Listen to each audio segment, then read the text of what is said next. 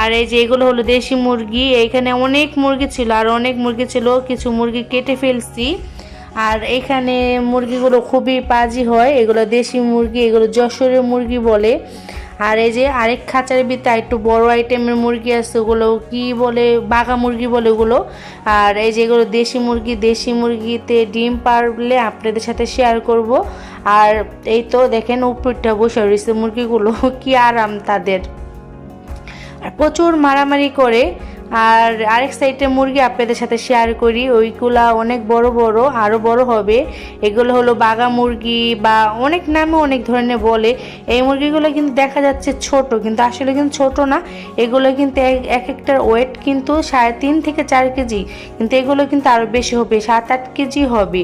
আর এগুলো বেশি পাজি না, এগুলো ঠান্ডা। আর আমার দেশি মুরগি অনেক পাজি আর কি, আপনি ধরার সাথে সাথে আপনাকে কামড়